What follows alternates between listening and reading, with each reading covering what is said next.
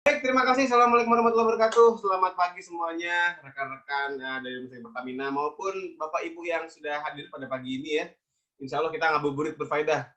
Ngabuburit dari pagi. Nggak juga sih, maksudnya kita mengisi waktu di Sabtu ini supaya lebih produktif gitu kan, lebih bermanfaat dengan kita ngobrol-ngobrol gitu ya seputar olahraga di bulan puasa. Kenapa sih kok penting banget gitu ya kita ngomongin bulan puasa olahraga? Ya sebenarnya yang pertama manfaatnya banyak akan dibahas di sini, dan yang kedua jangan lupa ya, yang namanya olahraga itu juga ibadah.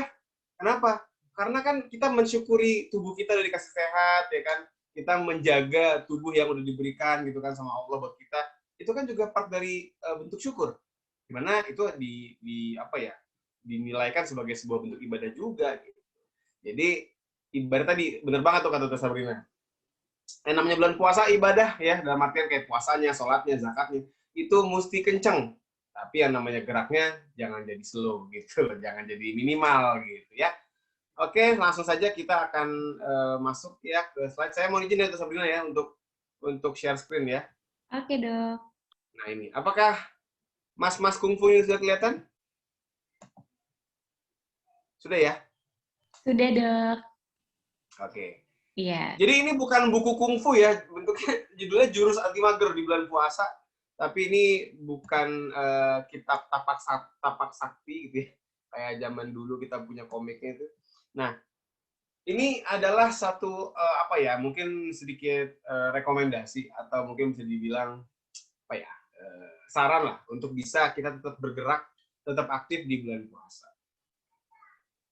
Tetap aktif di bulan puasa. Sebelum lebih jauh, mesti sama-sama paham dulu nih. Ini kalau saya bilang ya, setiap kali saya ngomong di berbagai kesempatan, slide ini selalu ada. Nggak pernah saya, ya jarang lah ya, saya absenkan. Kenapa? Karena ini menurut saya pengetahuan dasar banget yang harus rekan-rekan semua pahamin dulu tentang aktivitas fisik. Nggak cuma apa namanya orang-orang awam ya, kadang bahkan dokter pun juga belum semuanya paham gitu. Makanya kenapa ini penting banget. Aktivitas fisik, apakah itu? Jadi kalau orang bilang, dok, kalau saya misalnya udah nyapu ngepel di rumah, apalagi ibu kan ya, nyapu ngepel sambil gendong anak gitu kan, wah sambil gendong bapaknya juga kali misalnya gitu. Itu masih perlu olahraga apa enggak gitu kan? Kan udah capek. Nah, makanya kenapa penting banget ngebahas ini. Sebenarnya kalau kita bicara aktivitas fisik, itu semua pergerakan kita yang memang membutuhkan energi, ya, yang ngeluarin energi, itu ya aktivitas fisik, apapun itu. Mau itu bentuknya nyapu, ngepel, beres-beres rumah, main sama anak, ngomong anak, jogging, sepedahan, main futsal, main apa lagi, main basket, main volley, semua yang bergerak itu aktivitas fisik. Tapi yang namanya aktivitas fisik itu nggak cuma satu jenis ya. Dia tuh kayak payung besarnya. Di mana di bawah payung besar itu ada lagi genre-genrenya, ada lagi kelompok-kelompoknya. Ya kayak inilah kita ngebayangin tenda kondangan ya. Aktivitas fisik itu kayak tenda kondangan. Tenda kondangan itu kan luas dan dia memayungi di bawahnya ada lagi tenda-tenda kecil atau stolnya ya kalau kondangan tuh ya. Ada tenda kambing guling, ada tenda sop buah, ada tenda zupa sup, sate. Ini baru jam segini udah ngomongin makanan aja. Itu sama kurang lebih kayak aktivitas fisik. Di bawahnya aktivitas fisik yang penting bergerak tadi itu ada yang namanya nih Pak, non exercise physical activity. Dari bahasanya udah kelihatan nih bahwa dia ini aktivitas fisik ya, physical activity, tapi non exercise. Jadi bukan latihan fisik, bukan olahraga. Apa aja tuh? Pokoknya semua bentuk aktivitas fisik ya yang tadi kita bergerak, tapi dia nggak punya struktur. Dia nggak ada keterukurannya, dia nggak ada keterstrukturannya, nggak ada patokan-patokannya. Ya pokoknya ngerjain aja gitu. Apa misalnya nyapu ngepel, ya gitu, nyapu ngepel kan nggak pernah ada strukturnya gitu ya. Orang nyapu ya suka-suka dia, mau nyapu depan ke belakang, belakang ke depan, nggak ada gitu orang nyapu pemanasan dulu gitu kan, beres nyapu pendinginan itu nggak ada. Jadi acak aja, nggak pernah diatur juga waktunya, frekuensinya juga ya kalau kotor aja. Jadi karena nggak pernah diatur, maka dia kita sebut dengan non exercise physical activity. Dia bukan latihan fisik. Jadi buat ibu-ibu nih terutama nih ya yang suka apa ya, merasa menjadi atlet rumah tangga ya. ART itu atlet rumah tangga. Karena banyak yang bilang, dok saya kan udah Oh, saya dok ya kalau di rumah tuh nggak pernah berhenti gerak dok, nyapu ngepel terus dok, jadi gitu misalnya kan. Masalahnya nyapu ngepel itu bukan olahraga ya. Kalau nyapu ngepel itu olahraga, itu harusnya ada di PON atau di Olimpiade. Jadi kan kebayang nggak tuh Olimpiade cabang olahraga ngepel gitu kan. Kita nanti wakil dari Indonesia-nya jago tuh sambil gendong anak gitu. Jadi karena ini bukan olahraga, jadi ya beda efeknya. Tapi apa bedanya nanti akan saya bahas. Latihan fisik atau exercise. Nah, ini baru yang disebut dengan olahraga tuh ini maksudnya ya. Meskipun memang ada bedanya olahraga yang sifatnya exercise sama sport. Itu saya bahas lagi. Apa yang membedakannya ini? Kalau yang namanya olahraga atau exercise atau latihan fisik lebih tepatnya sebenarnya. Itu dia tuh ada struktur yang jelas, ada ukuran yang jelas, ada patokan yang digunakan di situ. Apa aja? Habis ini saya bahas. Tapi itu yang membedakan ya. Contoh kayak jogging, sepeda gitu kan. Kalau yang sport, tadi, ini kita kalau di Indonesia, yang namanya olahraga itu banyak maknanya luas gitu ya. Exercise, bahasa Inggrisnya kalau di Indonesiain olahraga juga. Latihan fisik, sport, kalau di Indonesiain olahraga juga. Nyapu ngepel bukan, jadi nggak masuk. Tapi sering orang bilang itu olahraga juga, gitu ya. Cuman sebenarnya kalau kita mau lebih teliti melihat, ini beda. Ya, yang namanya sport ini cenderung yang sifatnya itu ada menang kalahnya, ada rules-nya, ada skor-skoran gitu kan, juara 1, juara 2, juara 3 gitu kan. Ini sport yang memang biasanya lebih ke arah kompetisi, lebih ke arah turnamen gitu kan, atau ya perlombaan gitulah. Nah, kalau sport ini tuh khasnya apa ya tadi, dia ada prestasi gitu yang bisa dilihat dari situ. Ya, bentuknya prestasi. Contoh, dan juga ada komentator juga biasanya tuh. Ya, kalau kita mau gampang lihatnya, pokoknya yang namanya sport itu biasanya ada komentator. Kan kalau sepak bola kan seru tuh ya. Ya, pemain sayap mengoper bola kepada striker dan striker mencetak gol. Woi, gila tuh satu RT langsung berisik. Oh, gitu. Tapi kalau kita lihat orang latihan fisik atau exercise, ini kan tujuannya apa? Meningkatkan kebugaran jasmani, bukan prestasi, bukan entertainment gitu ya. Jadi ya nggak ada orang jogging dikomentarin gitu. Ya ada sih, paling tetangganya gitu kan. Weh, sepatu baru nih. Nah, itu komentar juga sih. Tapi nggak gitu maksudnya. Jadi dia tuh beda gitu. Kalau sport tuh lebih kalah yang memang bentuknya bisa dikompetisikan, menang kalah tuh ada menang kalahnya. Kenapa mesti dibedain? Karena emang beda. Kalau kita bicara sport, itu tuh kita bicaranya tuh sesuatu yang memang kita ikut permainannya. Kalau misalnya kita latihan fisik, kita kan mau ngebangun badan sendiri. Artinya apa? Kita akan membuat patokan yang memang sesuai sama badan kita. Kalau sport, kita akan sesuai sama permainannya, sama atmosfer pertandingannya. Gitu ya. Kita coba saya bahas di sini biar lebih jelas ya. Nih, latihan fisik. Ada struktur, ada ukuran yang jelas. Ada patokan-patokannya. Apa aja patokannya? Ya ini, FITT. Ini bisa dibilang kayak dosis lah kalau obat ya. Kalau misalnya Bapak Ibu misalnya ya ke rumah sakit Permata gitu kan. Itu kan langsung tuh ketemu sama dokter-dokter yang ada di sana kan. Contoh penyakit dalam misalnya contoh. Bapak Ibu ke penyakit dalam, itu dikasih obat, pasti kan diracik tuh, ditulis gitu ya, maksudnya dikasih arahan. Bu, Pak, ini obatnya minum 3 kali sehari ya. 3 kali, ya 3 kali, jangan dibikin 4 kali, 5 kali gitu kan. 500 miligram, ya udah 500 miligram, jangan dikurang-kurangin, jangan tambah-tambahin. Dipatok gitu, nggak ada dokter yang bilang, nih ya Ibu, obatnya diminum suka-suka lah ya. Mau diminum dimakan sama nasi juga boleh. Kan nggak mungkin gitu. Pasti dikasih arahan. Sama, latihan fisik itu obat untuk menyehatkan tubuh kita. Layaknya obat, perlu dosis. Dosisnya ini, frekuensi, intensity, time, sama type. Frekuensi itu menggambarkan seberapa sering sih kita latihan. Seminggu berapa kali? 3 kali, 4 kali, 5 kali, 6 kali, 7 kali setiap hari misalnya gitu kan. Itu frekuensi. Jadi kalau olahraga yang efektif dan berefek baik itu adalah yang memang dibuat rutin. Jadi kalau misalnya olahraga cuma sebulan sekali, kalau ada yang ngajakin, itu bukan latihan fisik, itu hajatan. Ya. Kalau emang dibuat seremonial kayak gitu, berarti bukan olahraga, itu karena kurang efeknya maksudnya, kurang berefek gitu. Kalau intensitas, itu kita menggambarkan seberapa effort kita ngerjain. Contohnya gini, misalnya ada orang sama-sama lari, ya, sama-sama lari setengah jam, A sama B sama-sama lari, larinya sama, waktunya juga sama. Time-nya sama, durasinya, setengah jam. Tapi intensitasnya bisa beda. Kenapa? Yang satu larinya lari-lari santai, jogging gitulah ya. Yang satu larinya sprint, ya, kayak lagi ngejar copet. Ya ini di sini kalau kita bicara latihan fisik yang benar, itu harusnya diukur, dipantau, dimonitor. Tahu dari mana dok intensitasnya tinggi, sedang, berat? Kalau kita biasanya pakai nadi ya. Digit nadi dihitung. Jadi semakin tinggi nadinya, maka akan semakin tinggi intensitasnya juga. Makanya kenapa ya kita baiknya gitu ya. Sebenarnya mengukur tiap kali latihan itu kita pantau berapa sih nadi saya. Kalau orang yang lagi ngepel gitu atau nyuci piring gitu kan, nggak pernah gitu ibu nyuci piring terus hitung nadi. Wah, nadi saya kurang cepat nih, berarti saya mesti lebih kuat gosok piringnya, pecah piringnya ada kan.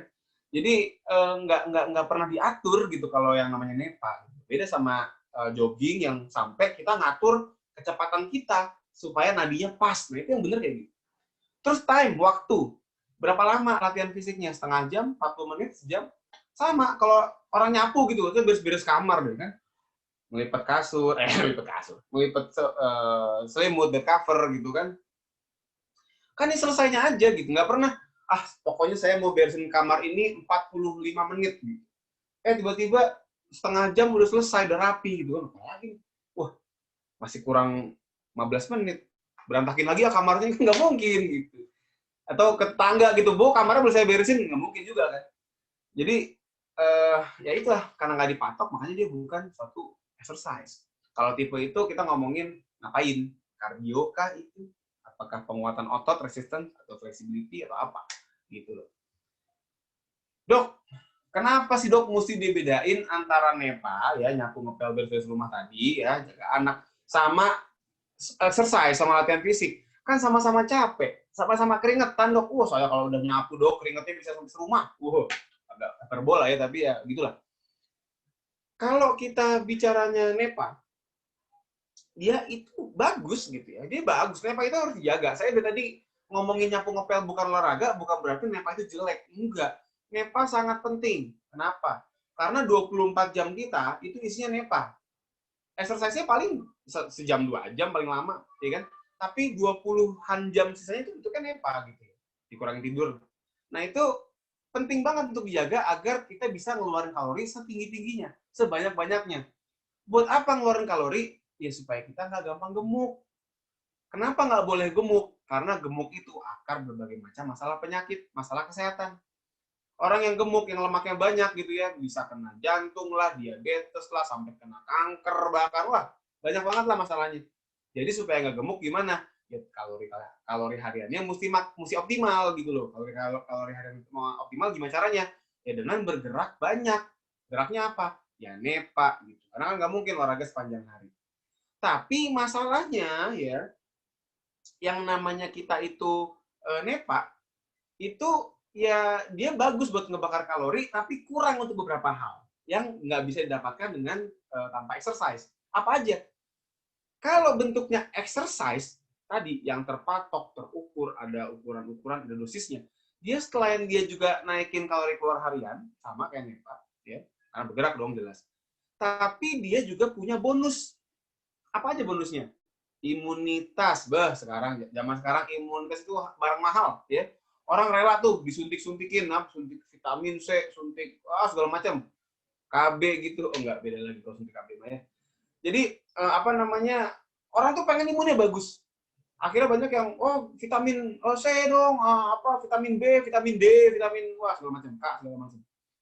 Tapi jangan lupa, imunitas juga bisa diangkat, bisa dimaksimal, dioptimalkan dengan berolahraga. Olahraga, bukan nepa. Jadi saya belum pernah nemu penelitian bahwa ternyata misalnya nyikat kamar mandi meningkatkan imunitas gitu ya. Belum pernah gitu nemu.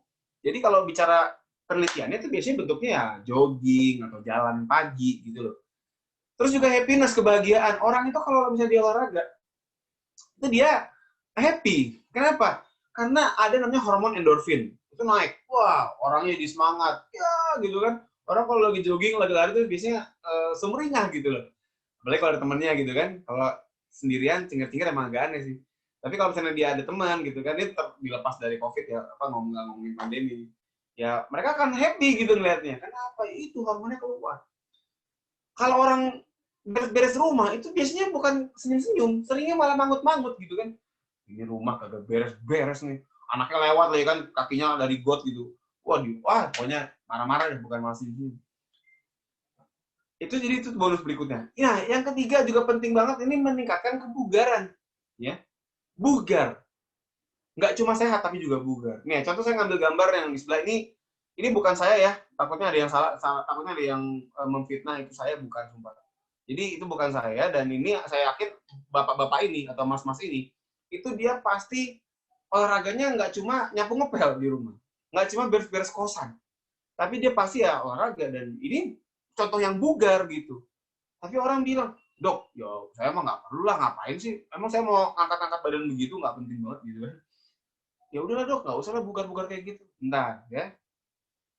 Jangan cuma mau sehat ya. Ini sekarang kita mau mengubah. Saya punya apa, ibaratnya punya misi ya, punya campaign bahwa yang namanya masyarakat itu harus ditanamkan pemikiran bahwa sehat itu tidak cukup. Kenapa sehat nggak cukup? Sehat itu sekedar tidak sakit. Lagi nggak batuk, lagi nggak pilek, lagi nggak demam, tensi normal segala macam lah. Nggak sakit udah wes. Berarti sehat, ya udah. Di situ aja. Tapi kalau bicaranya bugar, bugar itu tidak mudah lelah. Artinya apa? Ya orang bisa aja sehat tapi nggak bugar. Contoh misalnya dia sehat nih, nggak lagi sakit. Tapi begitu di kantor naik tangga 2 lantai, itu napasnya Senin Kemis. Jadi kan napasnya udah ngap-ngap. Udah kayak orang sekarat gitu kan. Nah itu nggak sehat, nggak bugar gitu, meskipun mungkin dia sehat. Emang kenapa sih dok mesti bugar? Kan saya bukan atlet gitu kan. Orang yang bugar itu lebih produktif. Orang yang bugar itu biasanya ya tadi nggak gampang capek, ya kan, pulang kerja gitu masih bisa main sama anak gitu kan, masih bisa main sama istri juga, main capsa gitu, catur. Nah, jadinya lebih produktif hidupnya. Dan ada lagi poin-poin penting ya, yang memang dia itu sangat ibaratnya mengendorsekan kebugaran. Kenapa? Karena ternyata ada penelitian yang menunjukkan bahwa orang yang bugar, ya, fitness nih istilahnya, fitness itu bisa dikaitkan dengan bagaimana kita di masa depan. Terus penelitiannya sampai 40 tahun dilihatin gitu ya. Orang-orang yang bugar, yang badannya nggak gampang capek, yang ototnya kuat gitu kan, pokoknya yang demen exercise itu diikuti sampai 40 tahun ke depan. Ternyata mereka lebih rendah kemungkinan kena penyakit yang aneh-aneh sampai meninggal. Jadi lebih nggak kena penyakit jantung, lebih nggak kena penyakit diabetes dan teman-temannya. Artinya apa? Kalau kita bicara sehat, saya sehat, kita bicara hari ini. Hari ini saya sehat. Tapi kalau kita bicara saya bugar, saya adalah orang yang bugar. Harapannya nanti sampai berpuluh-puluh tahun ke depan gitu ya ceritanya, itu tetap sehat. Jadi sehat itu saat ini doang, kalau bugar kita ngomongin masa depan gitu. Makanya jangan cuma pengen sehat, tapi pengenlah menjadi bugar. Nah, kalau emang pengen bugar, mau nggak cukup dengan nyapu ngepel. Ya, karena ada penelitian itu di Turki ya. Saya juga bingung nih, orang Turki sampai bikin beginian, artinya juga sama nih. Emak-emak Turki juga 11-12 sama kita. Iya, meskipun mereka mungkin lebih bule, ya, tapi dia ngomong, saya kan udah nyapu ngepel, apa olahraga? Sama. Jadi rupanya penelitian di Turki itu mengatakan bahwa ibu rumah tangga, nah, berarti ini dong, atlet nyapu ngepel juga dong, yang tidak berolahraga itu kalah bugar sama ibu rumah tangga yang berolahraga. Udah ada penelitian. Ya, artinya apa tadi? Insya Allah nih ya meskipun umur Allah yang tahu, Tuhan yang tahu ya, ada yang tahu juga kayaknya. Tapi kedepannya tuh lebih banyak umur gitu ibu-ibu ini yang banyak yang badannya bugar. Supaya bugar bagaimana? Iya masih olahraga. Apa aja olahraganya? Nah ini. Banyak orangnya tuh yang milih gitu kan. Aduh aku mau olahraganya mau lari atau mau nge-gym ya enaknya ya. Dok, aku enakan yang bagus apa dok? Latihan kardio, apa latihan nge-gym gitu, atau yoga gitu.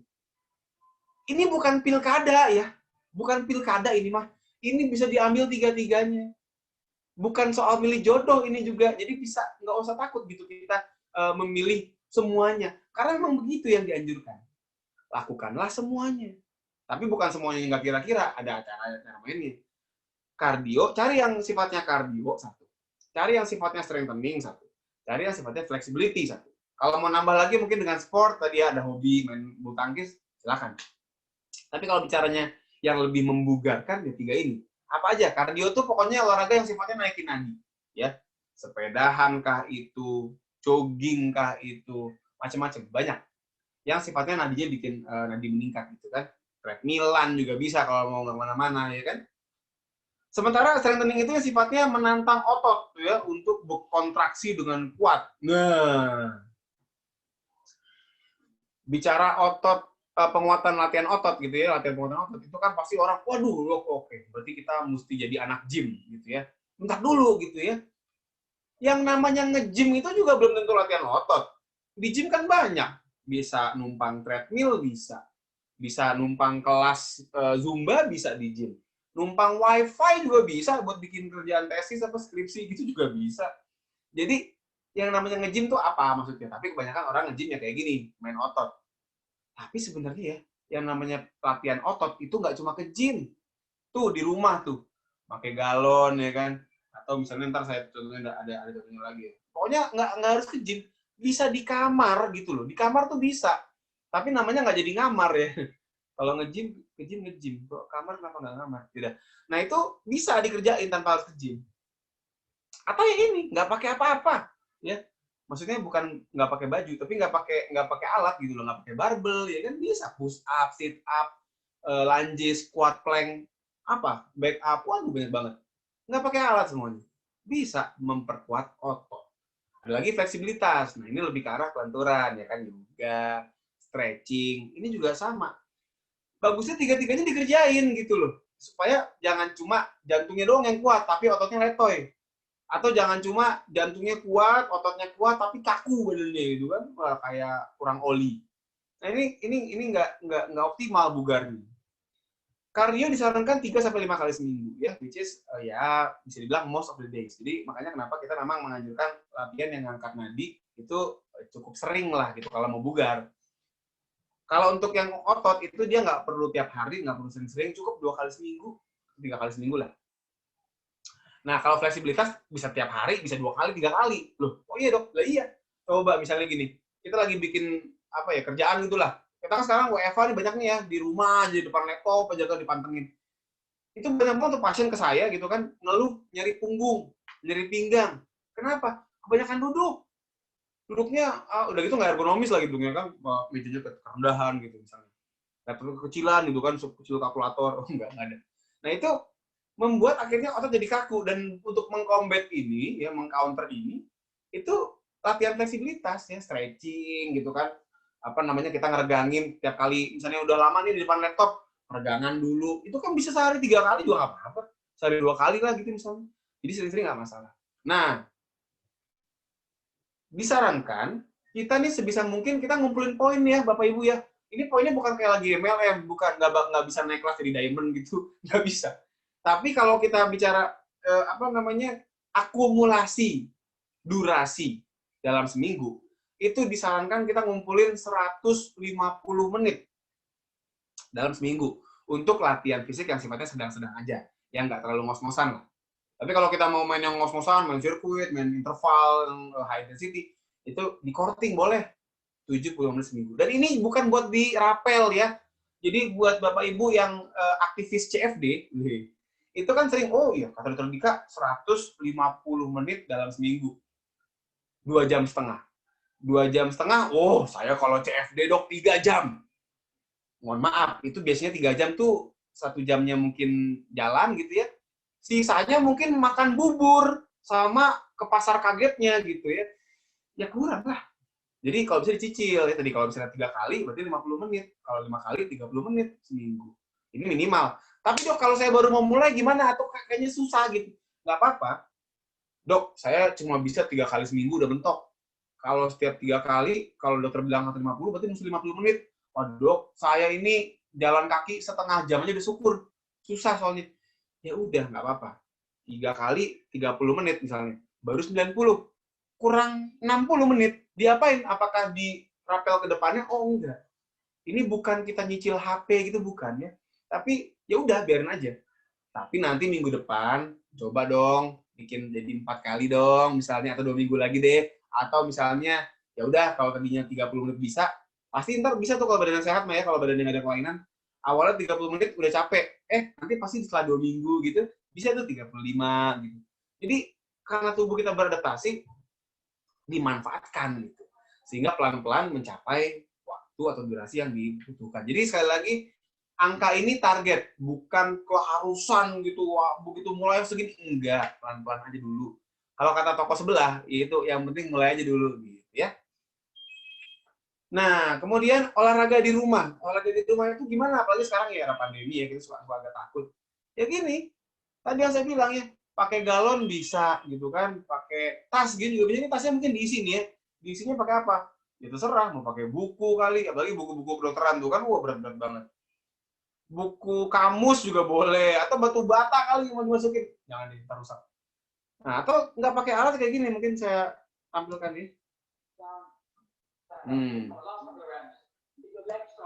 Oh. Model kursi, ya kursinya kursi kawinan juga bisa ini, kursi kondangan yang merah kita situ. Nah, atau gini tuh nggak pakai apa-apa gitu ya, nggak pakai alat, nggak pakai tas, ya gitu-gitu aja tuh. Naik angkat kaki udah cukup, bisa kok. Ini buat kardionya dapet, buat penguatan dapet. Jadi kayak dok, aduh gimana dok, aku gym jauh gitu kan dari rumah, nggak ada apa ya, selalu ada cara untuk kita bisa gerak aktif dan olahraga di rumah gitu. Oke. Tapi jangan cuma exercise doang ya, Bapak Ibu ya, jangan cuma kata Dr. Dika yang penting olahraga.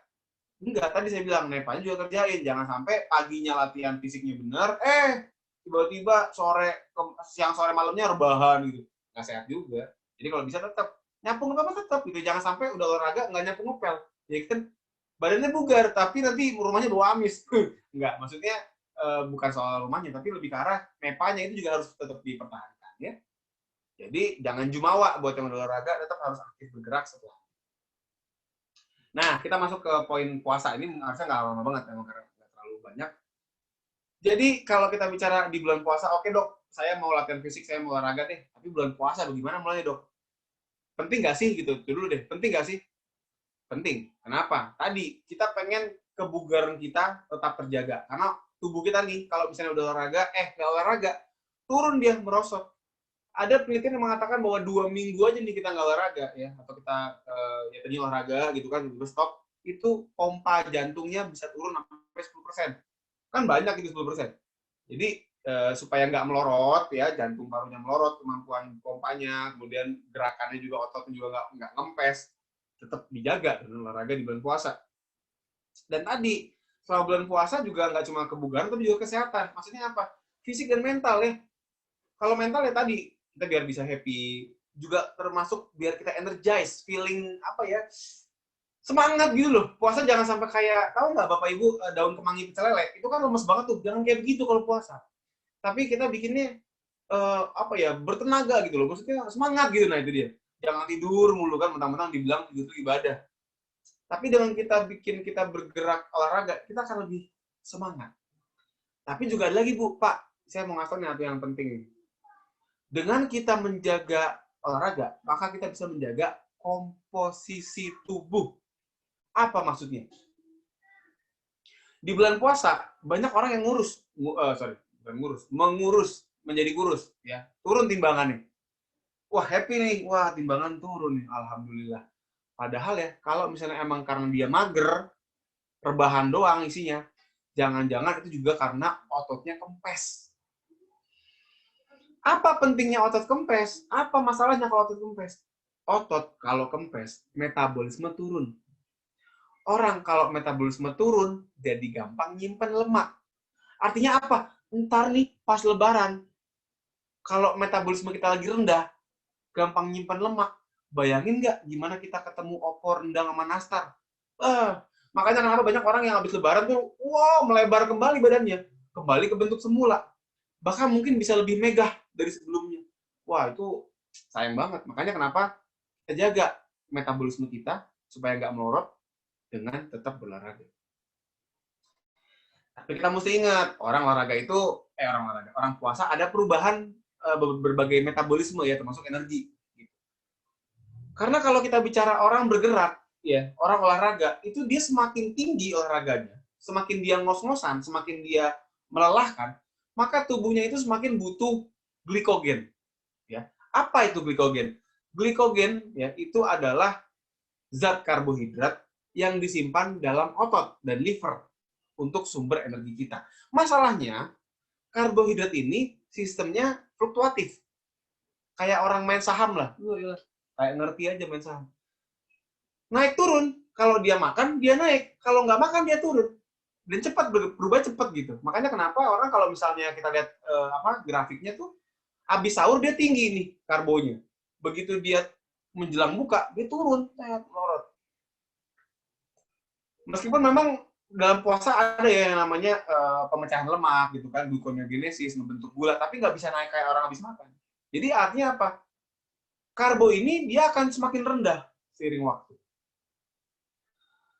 Gula darah pun sama ya, GDS juga sama gula darah. Jadi artinya apa? Kalau kita latihan fisik nih, kalau kita bicara di sebelah kanan itu adalah yang sifatnya high intensity, kita butuh ini nih, glikogen banyak. Sementara orang puasa udah makin sore makin tipis. Sementara yang arsir ini itu lemak. Karena lemak juga bisa buat energi, nggak karbo doang. Ya. Lemak bisa, dia kan cadangan energi. Tapi dia nggak bisa banyak-banyak ininya, memenuhi kebutuhannya. Apalagi kalau misalnya bentuknya high intensity maksudnya. Kalau dia bentuknya santai, ringan, masih bisa ke cover dari lemak. Tapi kalau misalnya udah berat, wah itu butuh karbo. Nah, makanya penting untuk diperhatikan. Karena akan kita bahas ya. Nah, proses kehilangan cairan tubuh, Pak. Ini udah nongol dulu ada nih. Buru-buru amat dia nongol ya. Ini, orang kalau puasa, dehidrasi. Ya, dalam artian apa? Orang nggak gerak aja gitu, istirahat. Itu habis sahur sama menjelang buka, itu berat badannya pasti turun. Makanya kenapa banyak ibu-ibu apalagi kan mau sengaja gitu nimbangnya menjelang buka, ya pasti turun lah. Orang cairan tubuhnya kalau habis, ya pasti turun. Makanan juga kosong perutnya. Jadi pasti berkurang. Tapi bukan cairan itu mah, ya itu bukan cairan, itu bukan lemak, itu cairan yang berkurang banyak. Ya. Karena apa? Kita duduk santai pun juga kayak saya nih ngomong nih. Ini kan keluar uap air dari mulut saya. Nggak kelihatan aja pakai kamera. Ini bisa ngeluarin cairan saya gitu. Atau juga ada uap air dari badan juga keluar ya. Nah, tapi ada juga yang kerasa apa? Keringat, pipis ya, air seni. Nah, kalau orang olahraga ya ini paling banyak keluar cairan tubuh lewat keringat pastilah. Dan keringat ini dia keluarnya itu tergantung berapa banyak. Tergantung apa? Intensitasnya seberapa tinggi. Semakin tinggi biasanya semakin banyak yang keluar. Durasi semakin panjang ya semakin banyak yang keluar. Faktor lingkungan ini penting banget. Ya. Ya namanya faktor lingkungan itu mempengaruhi keringat dan ini sebenarnya sering disalahartikan gitu ya. Karena banyak orang yang yang penting kalau saya keringatan banyak artinya lemak saya banyak bakar. Enggak. Orang yang keringatan banyak berarti badannya panas. Ya itu aja udah. Bukan ngomongin berapa lemak yang kebakar, nggak ada hubungan. Jadi kalau misalnya kita bicara lemak berapa yang kebakar, berapa yang kepake, itu kita ngomonginnya berapa banyak energi yang dipakai. Tapi kalau keringetan, itu kan kondisi lingkungannya pengaruh banget. Misalnya lagi di tempat yang panas gitu kan, yang lembab gitu. Itu mah ngapa-ngapain juga di Jakarta dia masih jauh-jauh. Di Jakarta nih, kita diem aja di bawah pohon, itu keringetan. Ya kan karena lembab udaranya gitu. Nggak ngapa-ngapain gitu, kita bengong aja, keringetan. Jadi artinya apa? Ya nggak, bukan karena lemaknya yang kebakar. Nah, maksudnya adalah awas dehidrasi. Karena puasa ya gitu, kita diem aja dehidrasi gitu loh. Diem aja kita kurang cairan, apalagi kita olahraga yang terlalu keringetan banget itu mesti. Nah, ini jadi strateginya. Ya, ada 3 waktu kalau dari saya nih ya. Pertama, setelah sahur. Setelah sahur itu bagus. Kenapa? Bukan bagus. Punya sisi positif karena apa? Masih tinggi energinya. Orang habis makan, baru kelar makan kan gitu kan. Tapi jangan nempel-nempel banget, tapi perutnya begini. Enak tuh mau latihan sampai jungkir balik, kita mau latihan lompat dari gedung ke gedung ya kan, ya anak parkour ya. Itu dia masih oke gitu. Tapi masalahnya kalau kita heboh banget olahraganya lama gitu kan, atau waduh jungkir balik, takutnya keringetan, banyak keringetannya kebanyakan maksudnya. Akhirnya apa? Jam 8 pagi udah aus. Wah, tenggorokan udah kering banget tuh. Kayak gurun pasir kan. Buka masih jam 6, sekarang baru jam 9. Bagaimana ini gitu kan? Lama ya. Nunggu maghrib itu berasa kayak nunggu THR. Nggak keluar-keluar, nggak kelihatan hilalnya gitu. Nah ini apa ya? Bikin tubuh kita jadi dehidrasi sepanjang hari. Dan ya nggak bagus lah pasti. Makanya kenapa? Strateginya adalah kalau bisa nih kita ya oke lah, kita bisa latihan yang agak-agak lompat-lompatan, tapi hati-hati jangan terlalu berkeringat. Ingat, yang namanya keringat itu ada apa istilahnya? Zat lagi. Faktor yang mempengaruhi. Jadi pakailah pakaian yang tipis ya, jangan malah yang tebel pakai jaket, ngapain sih? Kalau bisa, kalau emang mau indoor gitu kan, pakai AC di rumah gitu, di kamar, pakai AC, nyalain AC-nya, bikin 18 gitu ya, atau 16, nggak apa-apa. Atau durasinya jangan terlalu panjang. Durasi jangan terlalu panjang, sehingga ya nggak banyak keringat yang keluar gitu. Kalau misalnya pun takut, ya udah nggak usah main high intensity, main yang santai aja. Tapi dok, saya kalau kalau olahraga nih keringetannya selalu banyak dok, nggak bisa dikontrol deh gitu misalnya ya. Saya diamnya keringetnya banyak dok. Udah gitu saya kalau olahraga tuh suka lupa daratan, dimabuk kepayang, waduh apalah. Untuk olahraga, jadi takut lah dok. Mendingan setelah buka aja, sebelum buka boleh. Sebelum buka enaknya apa? Beres latihan bisa minum, bisa makan juga. Artinya apa? Aman gitu, nggak usah takut kalau keringetan. Cuman sore-sore udah mulai lowbat biasanya, tadi karbohidratnya udah makin turun, udah makin tipis, glikogen udah makin tipis. Alhasil pada beberapa orang ya, banyak yang ngalamin susah gitu mau olahraga berat, itu susah di sore-sore karena udah lemes. Jadi disarankan kita bikin yang low intensity aja untuk sore. Jalan santai, jogging sentil kalau kuat, sepedahan cantik lah gitu kan, sambil ngecengin tetangga, melihat pemandangan kanan kiri, pohon cemara, kulihat saja. Jadi nggak terlalu berat, sehingga bisa tadi tuh pakai cadangan lemak. Kan beda, kalau karbo mah kan dia turun deh. Kalau lemak mah nggak banyak turun ya. Nggak ada gitu orang habis sahur, semok, montok gitu badannya habis sahur. Menjelang buka krempeng. Nggak ada begitu. Apa lemak itu stabil dia. Jadi kalau kita mau pakai lemak tuh bisa. Tapi tadi lemak itu optimalnya kalau kita yang low intensity, yang tidak terlalu tinggi. Jadi ya tadi main santai aja. Ada yang ketiga, setelah berbuka. Wah, ini mah paling aman kalau bicara makan minumnya ya kan, udah batal ya, nggak mungkin batal lagi gitu kan. Mau sambil latihan sambil minum bisa segala macam. Cuman waktunya sempit. Ada sholat tarawih soalnya, kalau kita mau maksimal kan ibadahnya, apalagi ini kan udah menghadap hari terakhir kan, orang banyak yang mengejar Lailatul Qadar. Akhirnya ya udah sholat di masjid gitu kan, dapat yang 23 rakaat di masjidnya misalnya. Wah, itu pulang jam berapa? Apalagi gitu kan, begitu pulang dari masjid gitu, dipanggil sama tetangga, yuk kita main petasan dulu. Wah, main petasan dulu pulang jam berapa? Main selepetan sarung, ya kan? Nah, itu juga pulang jam berapa? Kalau kita latihan setelahnya, kemalaman mulainya. Takutnya tidurnya jadi mundur. Orang tidurnya mundur, ya udah makin nggak bagus recovery.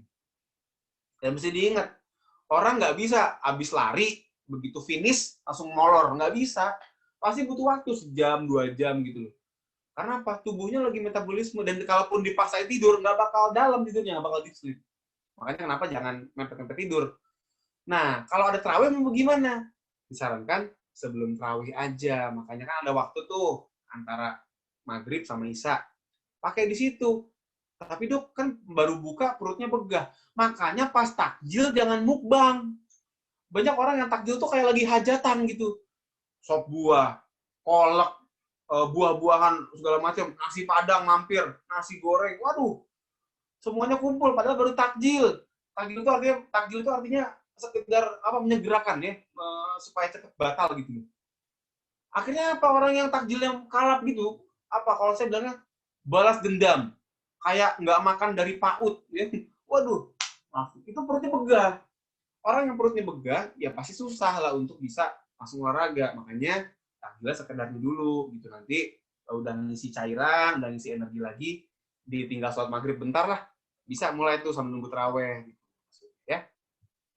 Tapi yang penting, intinya kita bisa milih, tapi yang penting kita kasih tubuh waktu untuk adaptasi dulu. Ya, kalau sekarang mungkin kita udah masuk lewat pertengahan, mungkin sudah mulai terbiasa badannya. Tapi kalau pas awal-awal tuh pasti kita akan butuh waktu dulu nih untuk beradaptasi.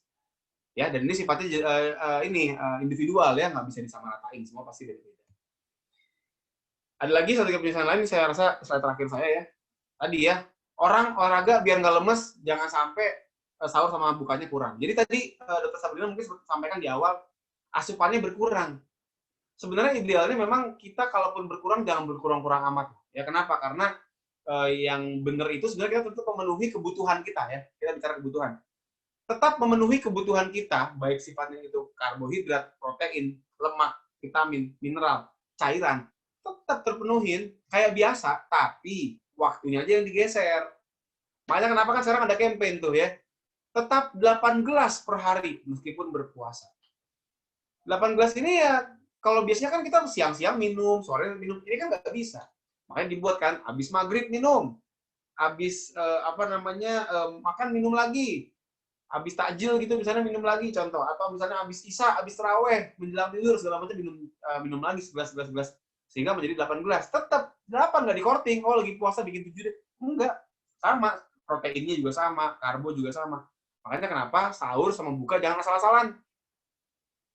Jangan sahur kan ngantuk gitu ya, makannya merem gitu kan. Itu tuh kadang gitu sahur merem gitu, nggak tahu apa yang dimakan tuh kan, tiba-tiba yang dimakan serbet. nggak optimal gitu loh asupan nutrisinya. Jadi makanya kita kalau bisa mengoptimalkan itu di sahur dan berbukanya supaya kuat gitu. Terus tadi ya cuaca juga lihat kalau misalnya emang di luar kok kayak terik banget, udah indoor aja pakai AC. Pakainya sesuai ya, jangan malah kayak begini ya. Banyak orang yang latihan pakai jaket pakai plastik gitu, jaket plastik. Ini orang apa gorengan nih diplastikin begitu. Karena ngejar keringat, sekali lagi olahraga bukan ngejar keringat, bukan nyari keringat ya. Jadi nggak usah pakai begini-ginian, apalagi pas puasa bahaya. Optimalkan jam tidur ya. Jadi kalau bisa habis taraweh ya tidur lah gitu, jangan malah main HP, nonton TV. Karena apa? Tidur itu penting banget untuk kita menjaga kebugaran. Nggak cuma olahraganya doang, tapi juga tidurnya. Karena saat tidurlah itu tubuh kita lagi dibentuk, lagi dibangun gitu. Jadi ya itulah penting banget untuk kita memaksimalkan jam tidur dan juga kualitasnya tadi. Jadi tidak cuma jam tidur, tapi juga quality kedalamannya ya. Makanya kenapa saya nggak menyarankan orang tuh kalau mau tidur main HP dulu. Kenapa? Karena rupanya cahaya handphone, gelombang handphone, itu bisa mengganggu kuantitas dan kualitas tidur. Tadi juga sama, olahraga terlalu pendek pun juga sama. Olahraga yang terlalu mepet, maksudnya terlalu mepet sama jam tidur, bisa mengganggu kuantitas dan kualitas. Gitu. Oke, saya rasa mungkin cukup sekian pemaparan saya. Kalau mau follow Instagram boleh banget ya di dika.tr ya, kita bisa banyak ngobrol di sana. Dan terima kasih, kita berlanjut ke diskusi. Assalamualaikum warahmatullahi wabarakatuh. Baik, kita mulai ya dok diskusinya ya dok. Baik, Ayo, ini mulai. Oke, yang pertama nih dok dari Ibu Santi Septianingsih dari Jakarta Timur. Selamat pagi dokter. Olahraga apa dok Hai, pagi, yang Bu. olahraga apa dok yang cocok bagi ibu menyusui yang berpuasa? Oke. Jadi pada ibu menyusui itu banyak yang takut ya, karena dikatakan bisa mempengaruhi produksi ASI. Ternyata ini sudah dibantahkan dengan penelitian yang mengatakan bahwa ibu menyusui yang latihannya moderate ya, yang nggak berat-berat banget gitu loh, maksudnya yang nggak kayak apa ya atlet gitu kali ya, maksudnya yang benar-benar heavy banget, yang moderate lah. Yang moderate ini dia tidak mempengaruhi produksi ASI, jadi nggak masalah. Ya, tidak masalah. Jangan takut untuk melakukan latihan fisik yang sifatnya moderate. Tapi mungkin memang ada beberapa hal lah ya. Pertama misalnya contoh, mohon maaf ya, kalau bicara ibu nyusui kan biasanya kan payudaranya suka kencang tuh. Kalau misalnya belum nyusuin. Jadi nyusuin dulu. Jadi disarankan sebelum latihan tuh nyusuin dulu supaya apa? Supaya lebih nyaman. Terus juga bisa misalnya penggunaan sports bra gitu ya, supaya bisa lebih nyaman pas olahraga. Tapi intinya adalah silahkan kita melakukan latihan fisik apapun yang sifatnya moderate ya, nggak usah sampai vigorous, karena itu aman. Nggak banyak orang yang bilang katanya kalau latihan berat nanti ASI-nya berubah. Nah itu juga ada tuh anggapan. Ada yang bilang ntar rasanya jadi nggak enak ya. Kita nggak pernah ngomong sih, banyak sih nggak pernah ngomong sebenarnya. Tapi ternyata sudah dibuktikan bahwa ternyata ya benar, orang yang moderate mah ASI-nya nggak berubah. Karena yang dikhawatirkan awalnya adalah ada peningkatan laktat di ASI, asam laktat. Tapi ternyata pada mereka yang latihan yang moderate itu nggak terjadi. Ya, jadi intinya sekali lagi, latihan yang sifatnya moderate pada ibu menyusui tidak akan mempengaruhi apa-apa di ASI-nya. Gitu. Apa bentuknya yang moderate? Ya silakan lakukan latihan tadi, kardio, penguatan, dan fleksibilitas. Kalau fleksibilitas ya jelas lah ya, namanya stretching ringan kan gampang gitu, itu kan nggak sama sekali nggak melelahkan lah.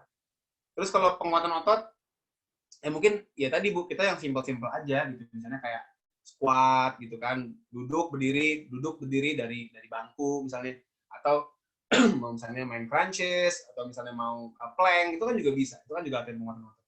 Untuk kardionya apa?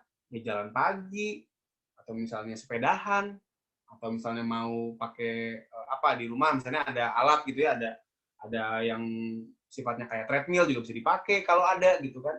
Itu tadi misalnya sekedar Zumba, contoh ya, kalau di rumah kan sekarang juga bisa nih pakai YouTube nih, kita pakai YouTube gitu kan, style tuh ya video yang sifatnya cardio exercise.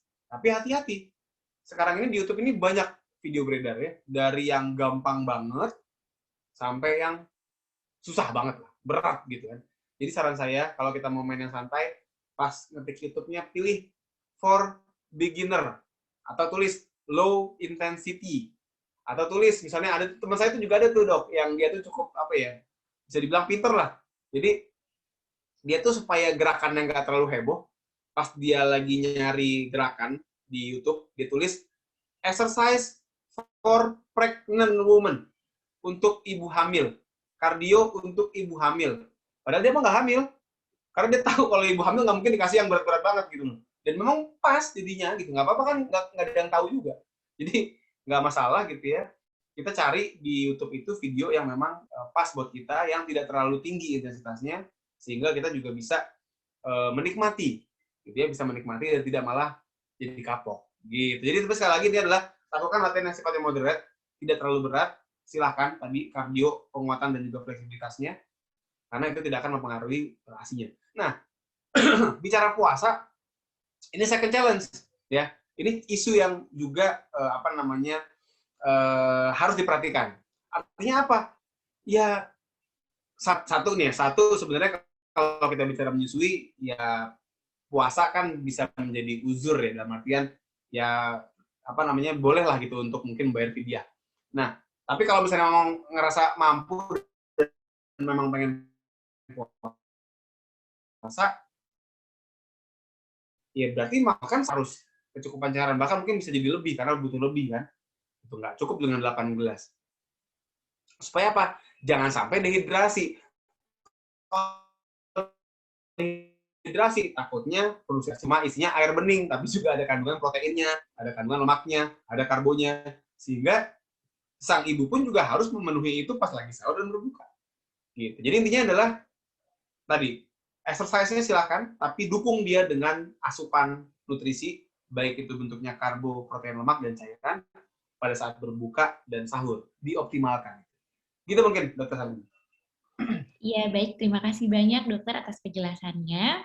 Sebelumnya, saya ingin mengucapkan selamat datang kepada Ibu Ira Wibowo yang sudah bergabung juga pada webinar kita. Terima kasih sudah berkenan bergabung, Ibu Ira Wibowo. Nah, halo, ini Ibu Ira Wibowo. Salam iya. kenal. Baik. Iya, Dokter. Nah, selanjutnya ya, Dok ya. Ini ada pertanyaan dari Kelvin Handiaya dari Padang. Wah, dari Padang nih. Woi, halo. Halo Padang. Woi, kayak konser nih. Iya. Baik, ada 5 pertanyaan, tapi saya pilih ya dok ya. Nih yang pertama, menurut dokter, berapa lama waktu yang dianjurkan untuk melakukan olahraga selama puasa? Tadi kan udah ada itu dok ya di tabelnya. Tapi misalnya pemula atau baru memulai itu berapa lama sih dok gitu waktunya gitu? Ya. Oke. Jadi kalau kita bicara itu kan tadi kan yang saya buat di slide itu adalah total seminggu ya. Kurang lebih sekitar 150 menit itu akumulasinya. Tapi kalau bicara per sesi ya, untuk kardio gini. Kalau kita bicaranya menit ya, itu memang satuan waktu yang biasa kita pakai untuk latihan kardio. Karena kalau latihan yang sifatnya itu yang bentuknya penguatan gitu kan, itu dia bukan pakai menit, tapi dia lebih parah pakai repetisinya berapa kali gitu kan, berapa set, gitu. Jadi berapa kali ngulang gerakan. Tapi kalau bicara durasi menit, itu bisa lebih relevan dengan kardio. Oke.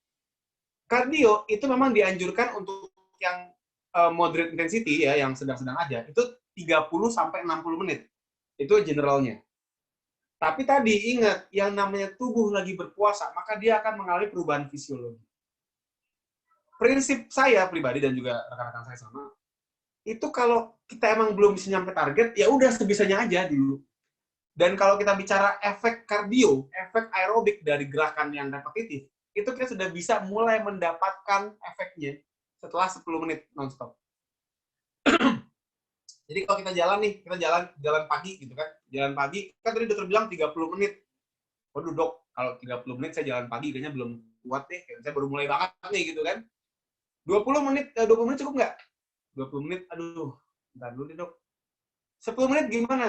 10 menit kalau masih udah bisa, itu udah dapat efek kardionya udah dapat. Tapi kalau cuma 5 menit gitu jalan, itu masih kurang gitu, efeknya nggak signifikan. Tapi begitu dia udah masuk 10 menit, 15, 20, udah masuk tuh. Jadi, saran saya gini.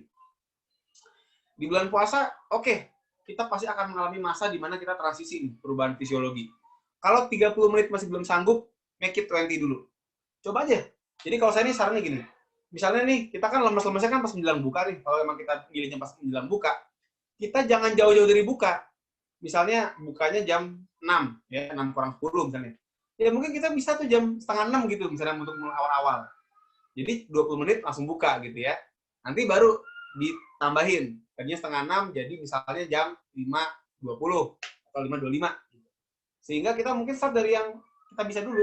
Sampai harapannya nanti bisa memenuhi rekomendasi yang umum, yaitu tadi 30 sampai 60 menit untuk yang intensitasnya rendah atau sedang. Gitu sih. Tapi sekali lagi tadi kita punya target, itu namanya target, itu pencapaian. Dan untuk bisa ke sana, kita boleh dong bertahap gitu. Begitu mungkin, Sabrina, semoga menjawab. Baik, dok. Iya, baik dokter, terima kasih banyak. Jadi tadi itu ya, Bapak Kelvin, jadi secara bertahap terlebih dahulu. Nah, baik, lanjut ke pertanyaan selanjutnya ya dok ya. Dari Ibu Linda dari Bekasi. Ingin bertanya, apakah olahraga yang tepat untuk lansia? Nah, bagaimana tipsnya dok supaya lansia itu tetap sehat dan bugar di bulan puasa ini, tapi pengen ikut olahraga juga. Mungkin di sini sahabat permata banyak yang lihat di rumahnya mungkin ada orang tua yang lansia. Nah, itu bagaimana? Oke. Jadi sebenarnya gini ya, Dr. Sabrina ya. Kalau kita bicara lansia itu memang secara umum itu kan sudah mulai ada penurunan fungsi tubuh ya. Penurunan fungsi jantung, paru, penurunan fungsi anggota gerak. Kita belum bicara kalau udah ada penyakit nih. Penyakitnya dari yang tadi, pompa jantungnya udah nurun lah, udah mulai gagal jantung, apa segala macam lah. Banyak deh. Sampai cuma sekedar pengapuran gitu kan, osteoartritis gitu kan, osteoporosis dan sebagainya. Tapi sebenarnya ya, kalau bicara dari segi angka usia, itu tuh kita nggak bisa matok loh. Kenapa? Apalagi saya nih ya. Saya nih, di dunia olahraga, itu sering banget dibohongin sama umur. Orang bilang kan, umur nggak bisa bohong. Kata siapa? Ya. Saya termasuk orang yang sering dibohongin. Maksudnya apa dibohongin? Maksudnya gini loh. Banyak orang-orang yang umurnya udah 70 tahun, tapi masih bisa ikut maraton. Bahkan ultramaraton.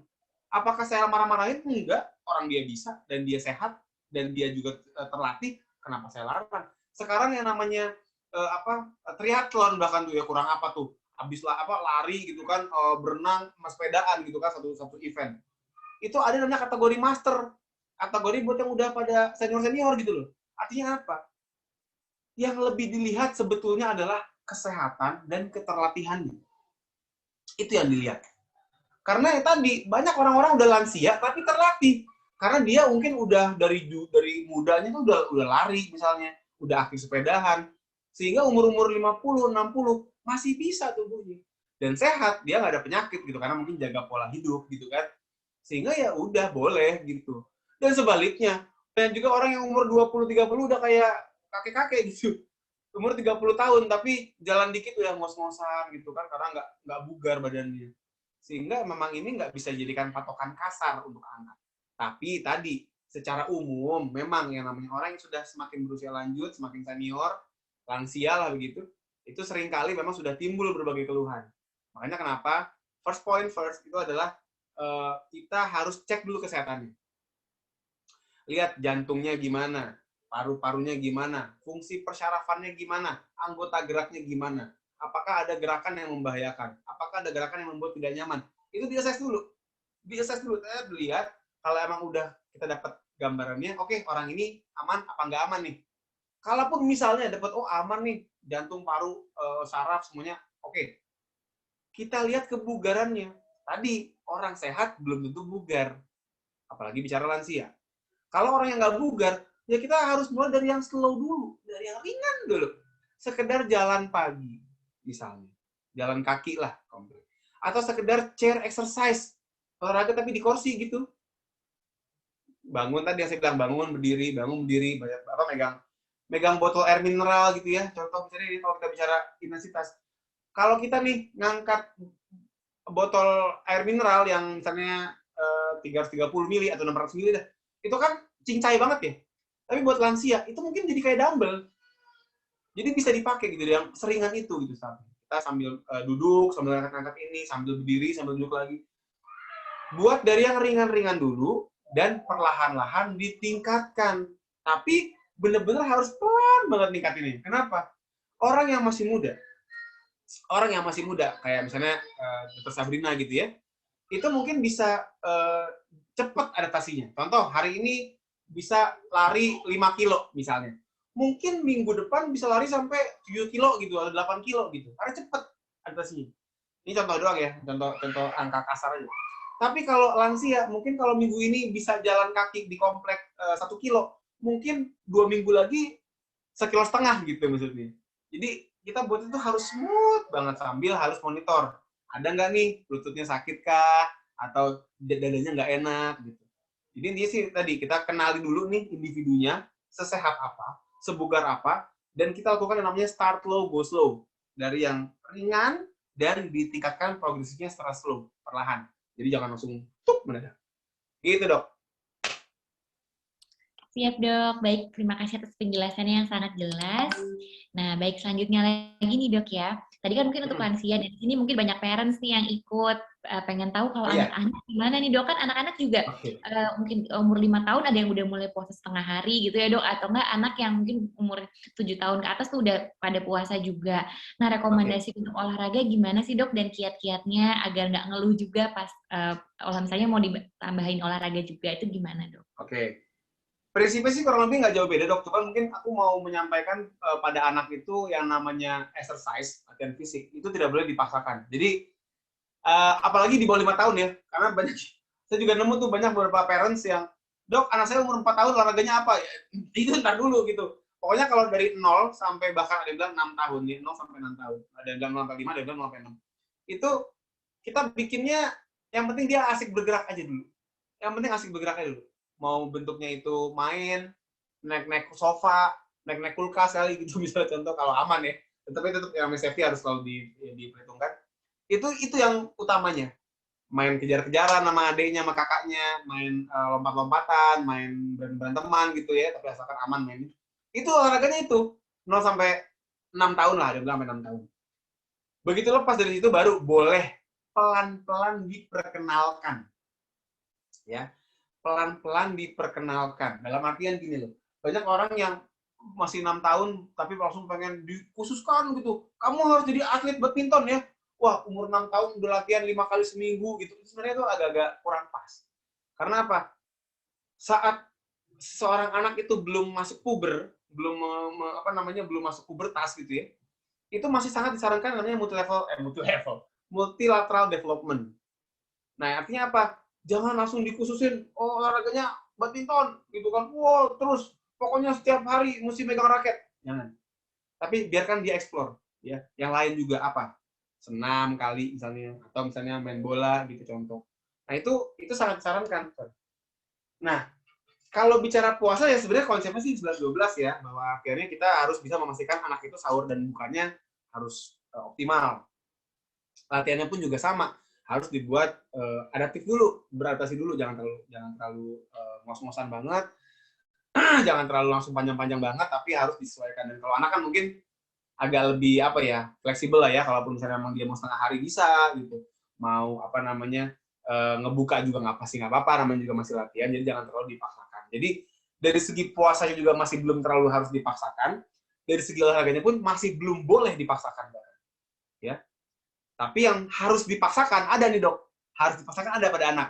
Dalam tanda kutip dipaksakan. Itu adalah aktif bergerak. Apa maksudnya? Tadi, nepanya, banyakin nepanya. Jadi jangan sampai anak ini tuh main HP mulu. Apalagi zaman sekarang ya, SFH, school from home aja kan sudah memaksa anak kita untuk mantengin layar berapa jam sehari. Pada anak, itu disarankan maksimal itu cuma 1-2 jam sehari mantengin layar. Sisanya diharapkan dia bisa aktif, bergerak. Berapa banyak aktifnya? Jadi kan kita kalau kita tuh dibikin 150 menit dalam seminggu. Kalau anak-anak itu disarankan paling nggak 60 menit per hari. Berarti berapa itu? 60 kali 7, 420 ya. Lumayan jauh ya sama kita ya. Tapi memang gitu, anak-anak sampai 18 tahun itu disarankan gitu. Aktif, bergerak untuk optimum growth and development, tumbuh kembang optimal, itu 60 menit. Ini boleh dipecah juga. Dipecahnya gimana? 15. Misalnya pagi-pagi dia main nih sama temennya, main layangan kayak gitu ya, atau misalnya ini di luar COVID sekali lagi ya. Main sama tetangga kali, misalnya contoh gitu kan, atau main sama adiknya deh. Larian gitu kan, main tak jongkok. Nah, zaman kita itu kan tak jongkok ada tuh ya. Zaman kita masih SD kan seru gitu loh. Tak jongkok, tak benteng, itu tuh bagus. Itu tuh olahraga yang diharapkan pada anak sebenarnya.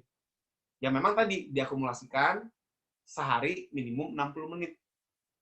Mau dibikin pagi 30, sore 60 boleh. Mau dibikin kalau puasa misalnya tadi puasa takut haus misalnya let's say ya tadi ya mungkin pagi 15 deh. Pagi 15 nanti menjelang buka misalnya 45 atau mungkin menjelang buka 30, beresnya nanti lagi mungkin menjelang isya kalau masih mau main di dalam rumah 15 lagi. Intinya bikin minimal 60 menit dia aktif di rumah. Tapi selain itu juga tadi penuhi juga nutrisi dari sahur dan berbukanya. Begitu mungkin. Baik, terima kasih banyak Dokter Dika. Nah, itu dia tadi ya parents ya, penting banget untuk menjaga anak agar tetap aktif ya sehari-hari di rumah itu ya. Baik, mungkin masih tersisa sedikit lagi dong waktunya. Baik, saya akan pilih lagi pertanyaannya.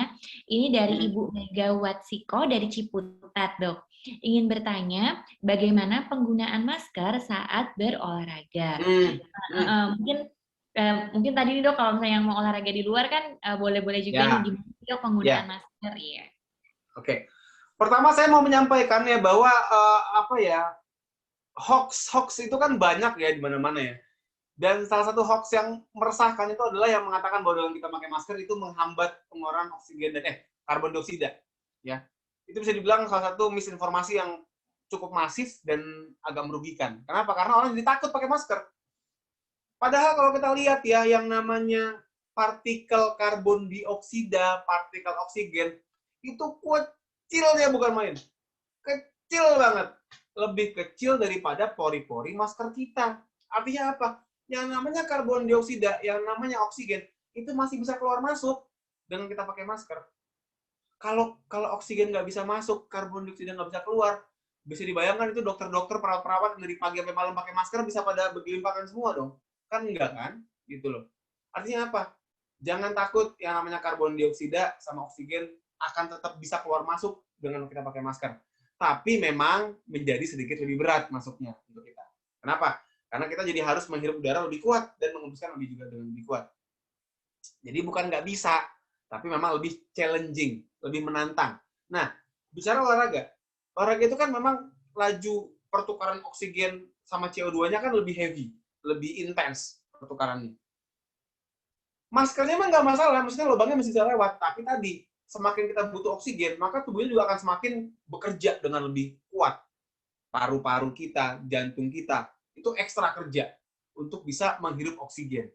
Tapi ekstra kerja ini, kalau kita kasih waktu tubuh kita untuk membiasakan diri, nggak masalah.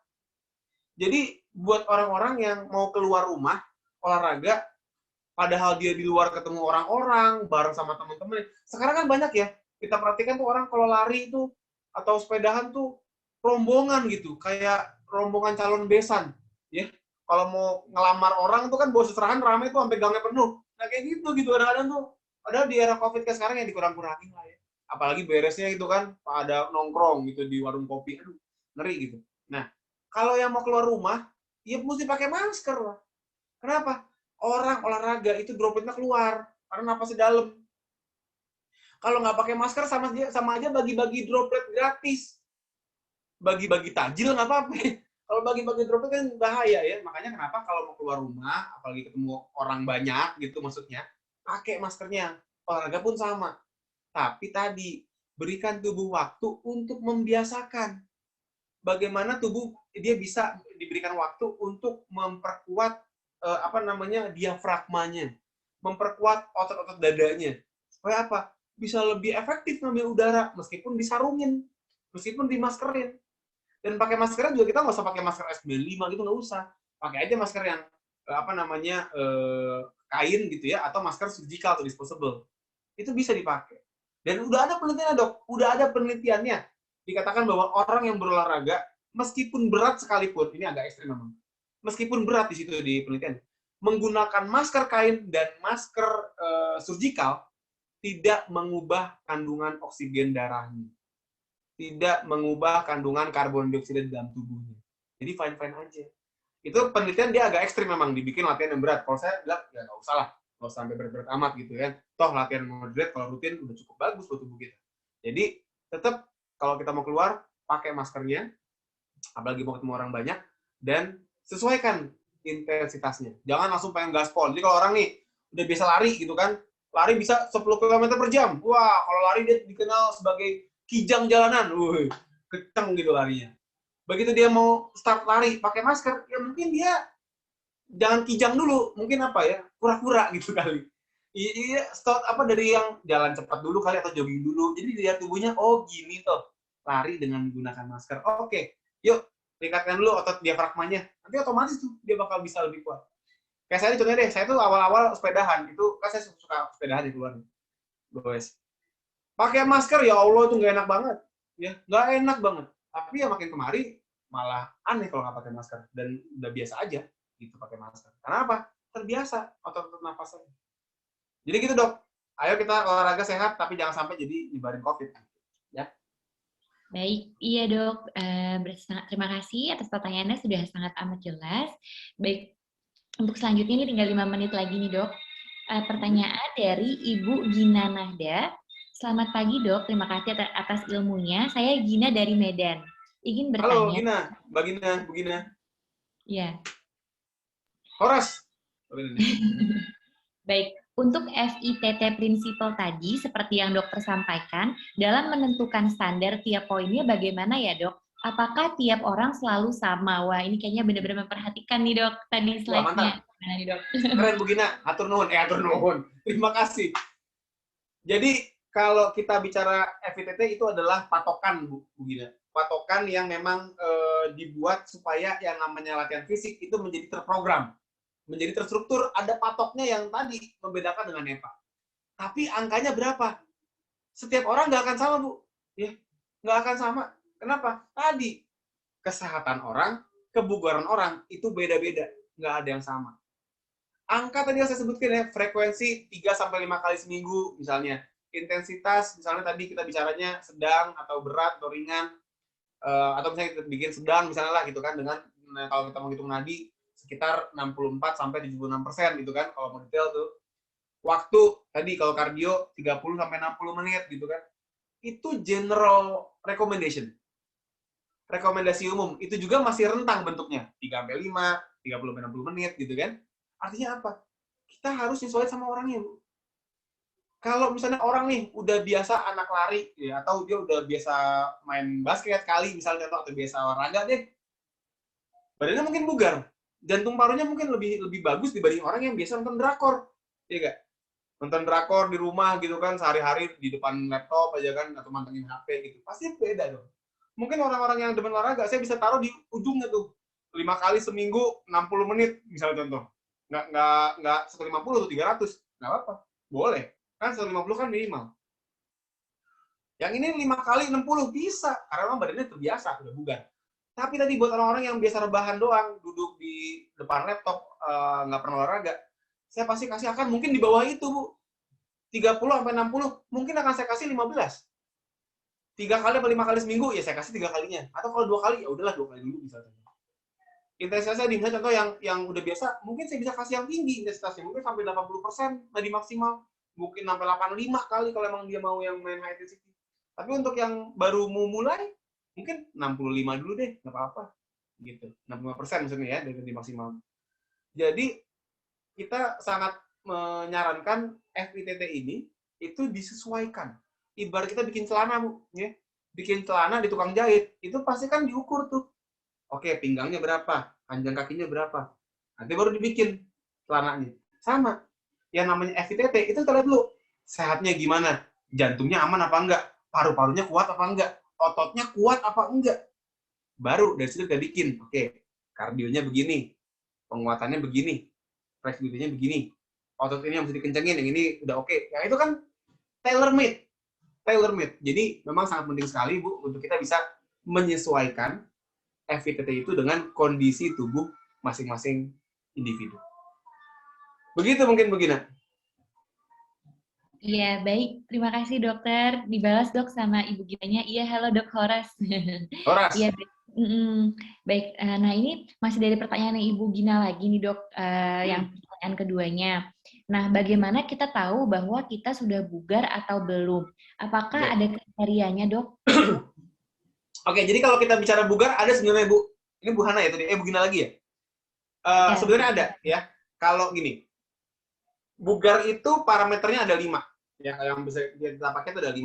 Yang namanya health related fitness. Yang pertama adalah kebugaran jantung paru atau bisa disebut cardiorespiratory atau aerobic capacity. Ini bentuknya adalah bagaimana sebugar apa dan sefit apa jantung paru kita bekerja. Ini kebugaran pertama. Ini bisa dinilai dengan apa? Kalau kita mau ukur dengan objektif, kita bisa lakukan VO2 max test. Ya. VO2 max test ini banyak, Bu, caranya. Dengan treadmill bisa, dengan sepeda bisa, bahkan sampai di lapangan juga bisa tuh, lari segala macam, jalan juga bisa. Nanti ada caranya lah. Ada caranya untuk menilai, oke, Ibu VO2 max-nya sekian, atau Ibu kebugaran jantung parunya sedang, ringan, buruk, sedang, jelek, atau bagus gitu. Ada tesnya. Tapi untuk kardio, Bu, kalau kita sekedar, aduh, kayaknya belum deh kalau mau tes itu ribet gitu. Segampang gitu aja, Bu. Misalnya contoh gitu ya, Ibu kalau misalnya naik tangga gitu, misalnya naik tangga 2 lantai gitu ya, nyampe atas sudah kelirengan gitu kan, udah gelap pandangan. Nah itu berarti masih belum bagus kebugarannya. Atau jalan jauh gitu kan, dari sini ke warung, sampai warung mau ngomong ke yang jualan ngos-ngosan, ya mungkin juga kurang bugar gitu. Jadi itu kasar, tapi tadi kalau mau yang objektif ada, Bu, pemeriksaannya tuh ada caranya, ada metodenya, ada protokolnya.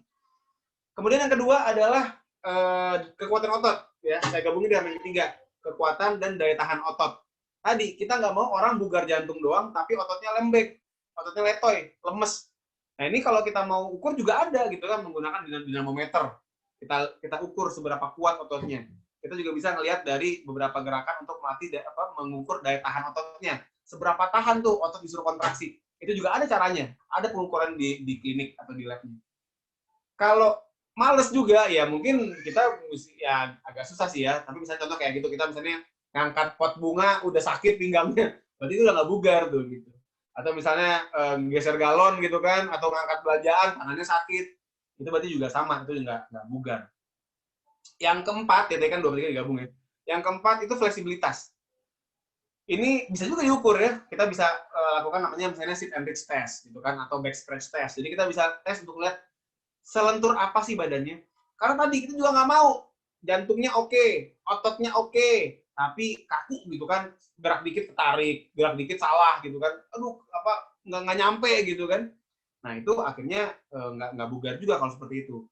Nah kalau mau ya tadi lihat juga kalau misalnya Ibu nih dikit-dikit ngambil barang di atas lemari, atau misalnya lagi nyetir kan suka tuh ngambil tas di belakang, ya kan? Gerakan bahu ini kan gerakan yang sangat ibaratnya dia tuh harusnya mobile gitu, ruang geraknya luas.